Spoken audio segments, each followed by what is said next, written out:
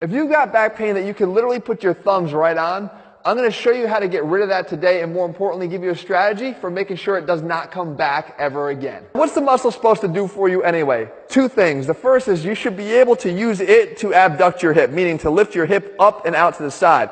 The other thing that's even more important is that with every step you take, its job is to make sure that your pelvis stays level. Because we know that when we lift one leg, the body wants to fall in that direction, meaning the hip on this side wants to fall out this way. Right? So it wants to instead, if the muscle's working right, keep your pelvis level so that it's not doing this. There's something called a Trendelenburg gait that when your hips can't do this, you start to look like, show them, Jesse.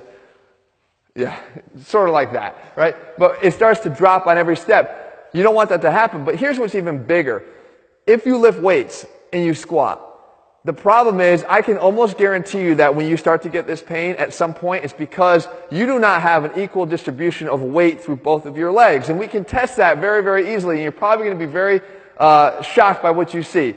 Just stand with your feet pretty much shoulder width apart, like here.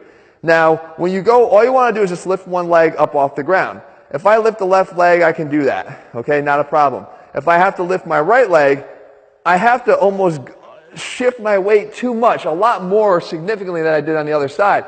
If you have to shift your weight, or if you even see that your shoulders sort of move a lot to one side in order to get your weight off of that foot, then you do not have an equal distribution. And what's going to happen there is you're going to cause imbalances that will start to rear their ugly head in the form of this more frequent back pain, and we can eliminate that. When you squat, you want to have equal distribution. So now, the most important thing is fixing the thing, right? So if we come down on the ground, I'm going to show you exactly how we can do this and get rid of it right now, and more importantly, some exercises you can do to strengthen it so it doesn't come back again. Okay, so the fix for this is actually pretty easy to do, and most importantly, quick, because if you find this and you do it right, you're going to feel relief right away.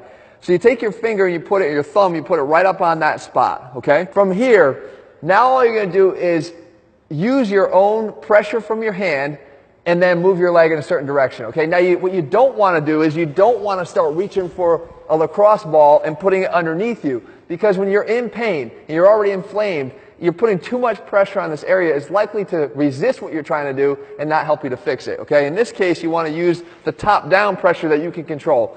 So once your finger is on that spot, you're going to take your leg through the same direction right here. You're going to come down until your knee touches the ground, okay? Once it touches the ground, it's going to kick back behind you into extension. Okay, it's key that you get past the midline of your body here.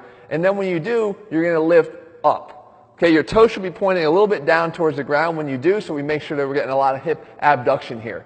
So then the thumb pushes and holds this back. You can feel it flossing through there. You do this about 10 times, okay? Once you're done with those, you rest for about 10 seconds. And now we want to try to fatigue out this muscle spasm here, this trigger point. Okay, try to see if we can burn it out. Now, he's groaning over here. One of the interesting things that you're going to notice is that when you have issues here and you get this frequent low back pain, this muscle is probably really, really weak. And this alone feels like agony. You can't even hold it up, even though I know people that can squat hundreds and hundreds of pounds that really can't do this exercise very well, and that shows how much pain and weakness there is, right? Yeah. So we got to do that. Once you've done that, now when you stand up, you should notice an immediate relief. Go ahead and stand up, Jesse.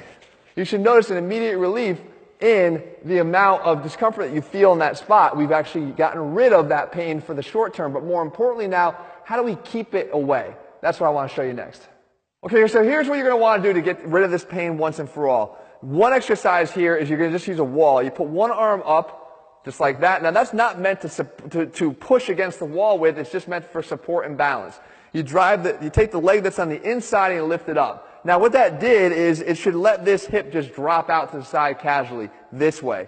But the glute medius, remember, it wants to make sure that it doesn't drop. So it's going to drive it back in until that leg touches the wall. And then you let it drop out again.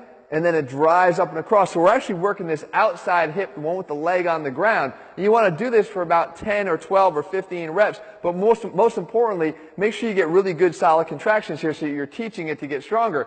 How many times? You want to do this at least 3, 4, 5 times a week. Maybe even just once a day if you had the back pain right now. You want to get to the routine of doing more of this, especially if you're sitting a lot, okay? We have another exercise here that you can do. And this is a little bit odd, but I promise you it's going to work. Okay, so this one's a little bit elaborate, and yes, it's definitely weird. We actually call it what it looks like. It's a sack swinger, okay? You'll see in a second. You just basically take a dog leash and you take a kettlebell, any kind of a weight here. Of course, this could be a dip belt too. But if you don't have a dip belt, you put it right around here, and then what you're going to do is you're going to step in. So Jesse's going to step into it, and then he's going to hook it around his waist. Okay, just from there. Now, it's hanging in between him. Now you know the name. Why I got the name. Now he's going to turn around this way, and all he's going to do is he's just going to start walking and try to maintain a nice, slow, normal gait. And you can see every time he lifts one foot, it's challenging now, not just to try to hold up the weight of that leg that's in the air, but now he's got to control the weight that's hanging beneath his legs too.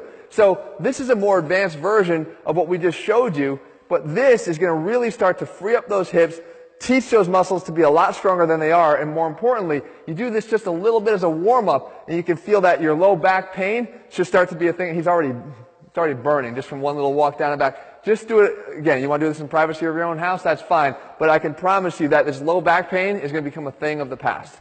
And then finally, the other exercise is the treatment. Remember when we had you lay on the ground and put your finger there? Well, just the movement itself, bringing your leg back behind your body, lifting up, toe down, coming forward, touch the ground, the knee to the ground, come back and do those leg lifts. You do as many of those as you can until you build up your tolerance and your endurance there, and you make sure you do it on both sides. That exercise from the treatment standpoint becomes the thing that you actually want to do to make sure it stays away long term.